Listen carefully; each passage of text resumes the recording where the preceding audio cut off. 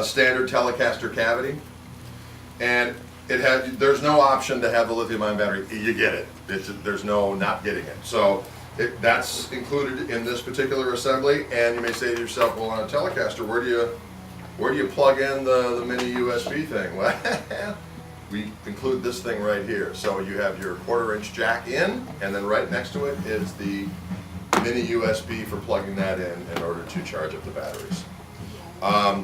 This little silver circle that you're seeing here, that is how we go between the two sounds. We didn't want to put it on the tone control because I like doing all the tone control wah stuff that Telecaster people do, which is something that was gleaned from all of the different people that were kind of Danny Gatton and from Roy Buchanan.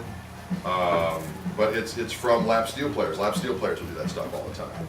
And if you look at a lap steel, early Fender lap steel, this control panel is on it. Not, of course, the little silver panel. But a regular Telecaster control panel was on those lap steel. So when they did the ooh-wah, ooh-wah stuff, that was from using the tone control. Okay? So let's plug this beast in and hear the glorious sounds. Again, these are totally noise-free, and they have 2 voices. And we had to do all kinds of weird science in order to make them sound the way they do and make them look the way that they do. When you say voices, are you... Yes. Absolutely, go ahead. Yeah. It makes it sound like it's a programmed kind of a sound to it, Well, rather than just the result of the pickups winding. So at well, some like point any you can active change your pickup. tone. Well, let me put it this way. If you just listen to the way that the windings were without the preamp to amplify the sound, it's basically a mini amplifier in that shaped the tone and uses the coil in order to use the magnets in the way that it does. So it functions as an active pickup, and that's what active pickups do.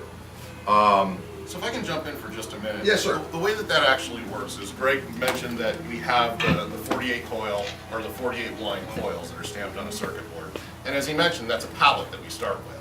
Okay. So when we go through the process of voicing them, the way that we change that is we put filters on the back of these pickups. Now, like Greg mentioned, these are analog pickups. They have magnets and they have windings. It's just a completely different way of doing it.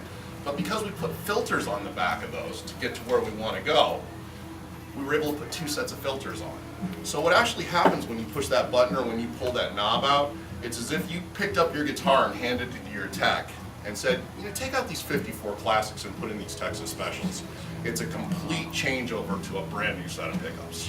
So it's a voice, yes, but it's really, you're changing pickups in your guitar when you do that. So, excuse my interruption. That was good. I like that. Thanks, Ron.